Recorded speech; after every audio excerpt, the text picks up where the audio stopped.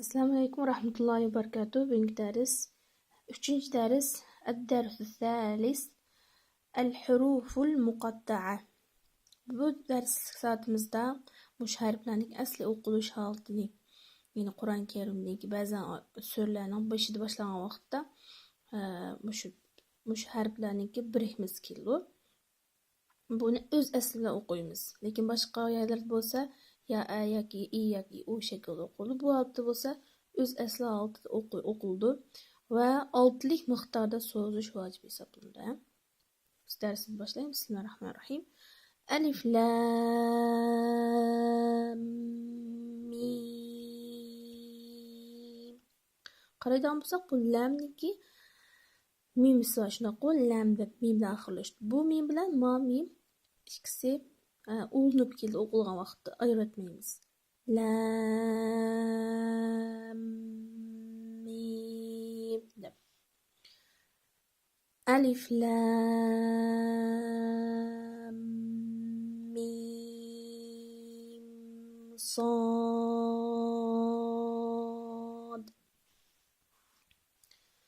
Alif lam ra. Bu yerda ra'ni biz ishkilik mad miqdorida so'zlaymiz. Bu yerda 5 harf bor, bu tajvid qoidasiga kirdi. 5 harf bor: ha, ya, to, ha, ro. Bu 5 harfni biz qisqartib hiya tahor deymiz. Bu 5 harf kelgan vaqtda mushtaq oyatlarniki surning beshida kelgan vaqtda biz bu 5 harfni ishkilik miqdorida so'zlaymiz. Sonra bu 5 harfdan boshqa bir ishkilik miqdorda so'zlashimiz kerak. Lam ra deb. Alif lam mim ra. Kaf ha ya ayn sad. Buraya qaraydigan bo'lsak, ha bilan ya men degan 5 harfning ishkisi.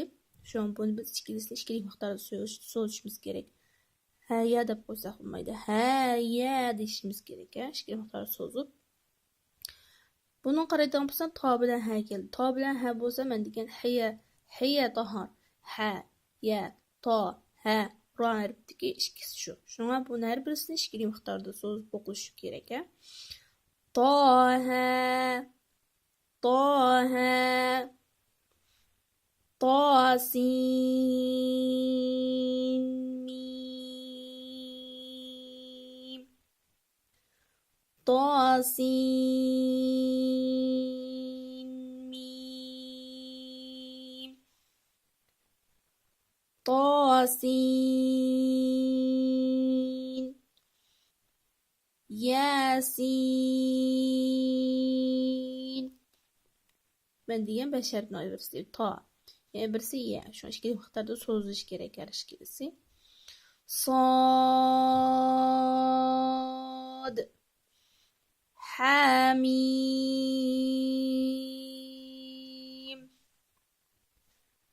Hamim. Ayn. Sin. Qaf. Qaf. Nun. Endi maya qaraydigan bo'lsak, shu 2 darslar 3 dars o'tgandan keyin, ya'ni huruful murakkaba bilan huruful muqatta'a biz o'rgangandan keyin, cho'qim o'rgangan har bir o'quvchi shu harflarniki har bir harfni bir-biridan farqlantirishni yaxshi bilishi kerak. Masalan, bir harf kelgan vaqtda keyingi darslarda masalan bir harfni kelsa, uni o'z altini o'qisak bo'lmaydi. Masalan, amma yatasaalun degan vaqtda amma yatasaalun kelgan vaqtda har bir harfni cho'qim farqlantiradigan bir holatga yetish kerak. Masalan, ayn, mim, ya, ta, sin, alif, al, lam, vav, nun deb o'shalar birisini farqlantiradigan bir dərəcəyə yetiş kerak. Yəni hər bir hərfni bir-birindən fərqləndirə bilən bo'lish kerak. Şu an buni uyda çoxum yaxşı məşq qilish kerak hərflərni bir-birindən fərqləndirishni. Əmsə bugünkü dərsimiz həmişəki olsun. Keyinki saat dərsimizdə görüşürük. Aman bo'lib, assalomu alaykum.